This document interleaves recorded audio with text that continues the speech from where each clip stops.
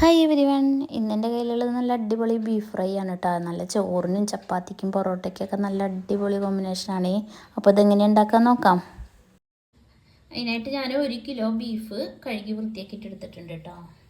എന്നിട്ട് അതിലേക്ക് കുറച്ച് മഞ്ഞൾപ്പൊടി ഇട്ട് കൊടുക്കുക. പിന്നെ 1 ടേബിൾ സ്പൂൺ, 1.5 ടേബിൾ സ്പൂൺ മല്ലിപ്പൊടി, 1 ടേബിൾ സ്പൂൺ മുളക് പൊടി, പിന്നെ ആവശ്യത്തിന് ഉപ്പും കൂടി ഇട്ട് കൊടുക്കുക കേട്ടോ. എന്നിട്ട് കുറച്ച് ഇഞ്ചി, വെളുത്തുള്ളി, ചുവന്നുള്ളിയും കൂടിയിട്ട് ചതച്ചത് ഇട്ട് കൊടുക്കുക കേട്ടോ. എന്നിട്ട് നല്ലപോലെ മാരിനേറ്റ് ചെയ്യുക.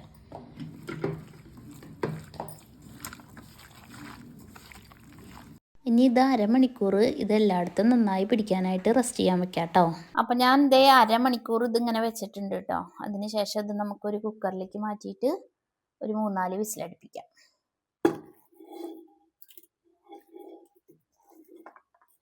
അപ്പോൾ അത് വിസിലടിക്കുന്ന സമയം കൊണ്ട് നമുക്കൊരു കാര്യം ചെയ്യാം. അടുപ്പിൽ ഒരു ഉരുളി വെച്ചിട്ട് വെളിച്ചെണ്ണ ഒഴിച്ച് നാളികേരമൊക്കെ ഇട്ട് വഴറ്റി കൊടുക്കാം കേട്ടോ. അപ്പം ഞാനിത് അടുപ്പിൽ വെച്ചത് പെട്ടെന്നാവൂലോ, അതുകൊണ്ടാണ് അടുപ്പിലേക്ക് വെച്ചത് കേട്ടോ. പിന്നെ അതിലേക്ക് ഒരു 4 വറ്റൽമുളക്, പിന്നെ ഒരു സവോള, പിന്നെ കുറച്ച് കറിവേപ്പില എന്നിട്ട് ഇതൊന്ന് വഴറ്റി കൊടുക്കുക കേട്ടോ. അപ്പോൾ ദാ ഇത് 4 വിസിലടിച്ചതിന് ശേഷം കുക്കർ തുറന്നപ്പോൾ ദാ അങ്ങനെ ആയിട്ടുണ്ട് കേട്ടോ. സവോള നല്ല പോലെ വഴലൊന്നും വേണ്ട, ജസ്റ്റ് ഒന്നിങ്ങനെ നിറം മാറിയാൽ മതി. ഇത് നമ്മൾ ഈ വേവിച്ച് വെച്ച ബീഫ് ഇതിലേക്ക് തട്ടി കൊടുക്കാം കേട്ടോ.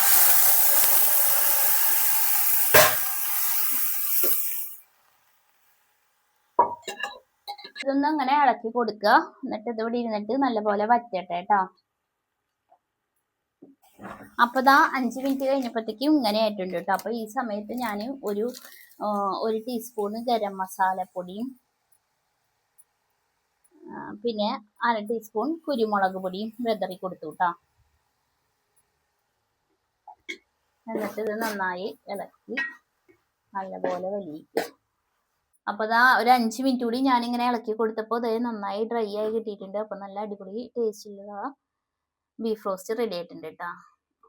അപ്പോൾ എല്ലാവരും ഇത് ട്രൈ ചെയ്ത് നോക്കണം കേട്ടോ. എന്നിട്ട് നിങ്ങളുടെ അഭിപ്രായം കമൻറ്റിൽ പറയണം കേട്ടോ. അപ്പോൾ അടുത്ത വീഡിയോ ആയിട്ട് വീണ്ടും വരാം. ബൈ.